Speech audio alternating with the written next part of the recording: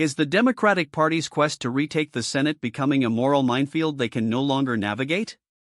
We are seeing a major fracture in real time, as one Massachusetts congressman finds himself getting hammered from both the far left and the conservative right after trying to dance around one of the most toxic candidate stories of the year.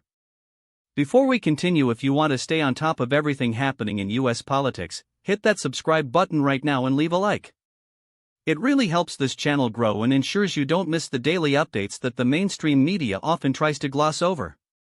The story centers on Representative Jake Auchincloss and his shifting stance on Graham Plattner, the presumptive Democratic nominee for the U.S. Senate in Maine. Plattner isn't just your average candidate, he's a man whose past has become a massive liability. Last year, it was revealed that Plattner had a Nazi-linked tattoo, a black skull and crossbones design that he claims he got while drinking during a military deployment in Croatia. He says he didn't know what it meant at the time, but the fallout has been immediate and fierce. Initially, Representative Auchincloss took a hard line. He denounced the tattoo, called it personally disqualifying, and essentially signaled that voters should look elsewhere. It was a rare moment of political clarity in a town full of vague statements. But then, the pressure mounted. Faced with pushback from his own side, Auchincloss tried to walk back the intensity of his rhetoric. He clarified that he wasn't endorsing the Republican incumbent, Susan Collins, and insisted he still wants the Democrats to take back the Senate. That little pivot? It was a disaster. Suddenly, he was under fire from everyone. On the left, journalists like Peter Bionart called his position incoherent, arguing that if you oppose the Democratic nominee, you're effectively handing the seat to the GOP. Others, like progressive commentator Rachel Bytkofer, mocked Auchincloss, accusing him of focusing on a tattoo while ignoring what she calls the actual policy Nazis in the Republican Party. Even allies of Plattner, like Pod Save America co-host Tommy Vietor, chimed in, implying that maybe the congressman should have just had a heart-to-heart with the candidate instead of airing his grievances publicly. But it didn't stop there. The conservatives didn't let him off the hook either. They didn't see a moderate finding middle ground, they saw a politician bending the knee.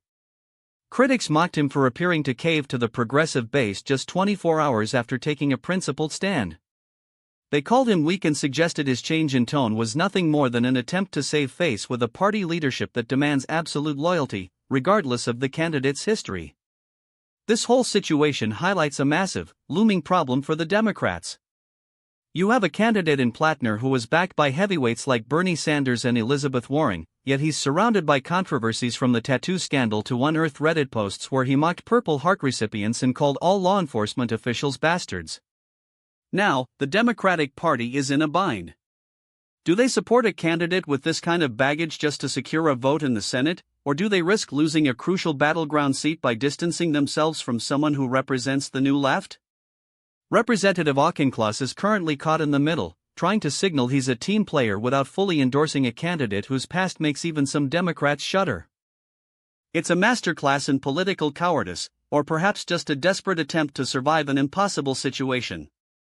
If the party can't decide how to handle a candidate like Plattner, how are they going to convince independent voters in Maine to trust them with their vote? So, I want to hear from you. Was Representative Auchincloss right to try and soften his stance to keep the party united, or did he permanently damage his own credibility by caving to the pressure? Drop your opinion in the comments below. I read every single one, and am curious to see where you stand on this.